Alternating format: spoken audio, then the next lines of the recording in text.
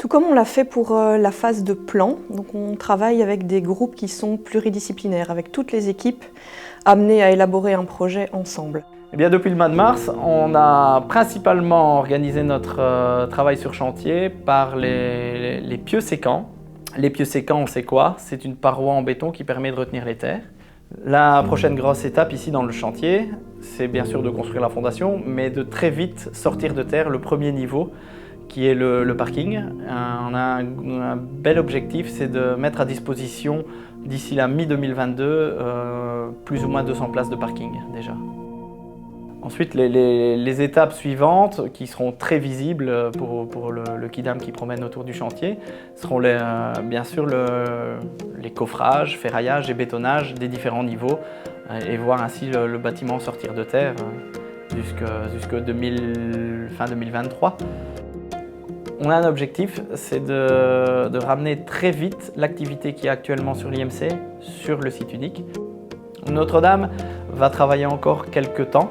On va en avoir besoin un peu plus longtemps que l'IMC, jusqu'au moment où les travaux de couture sont complètement terminés. Et là, à ce moment-là, on transférera l'activité sur le site unique.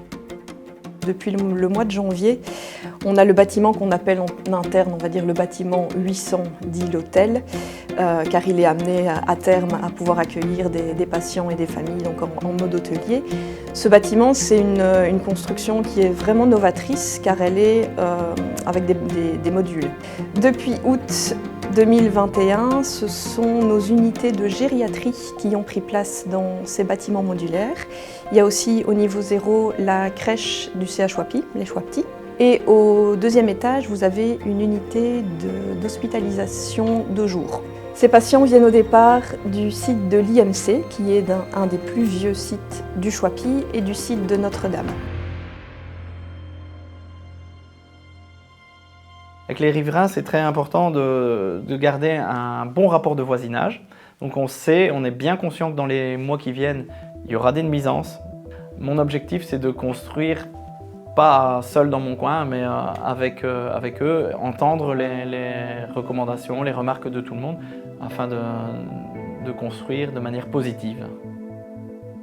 On a travaillé avec l'ensemble de nos équipes sur une projection de l'hôpital à 30 ans. Associé à cette démarche et à la réflexion de nos collaborateurs, on a aussi été, on va dire, aidé par une firme qui a une projection sur l'ensemble de la digitalisation possible des hôpitaux et l'ensemble de la robotisation. Donc on réfléchit aussi à pouvoir automatiser certains déplacements, par exemple via l'utilisation de robots dits agiles qui nous permettent de transporter le matériel. D'un point de vue digital, on réfléchit aussi à amener un maximum de confort aux futurs utilisateurs. Donc cet hôpital, il a aussi été construit pour pouvoir accueillir ce côté digital et se préparer à ce changement de mentalité au sein de nos patients.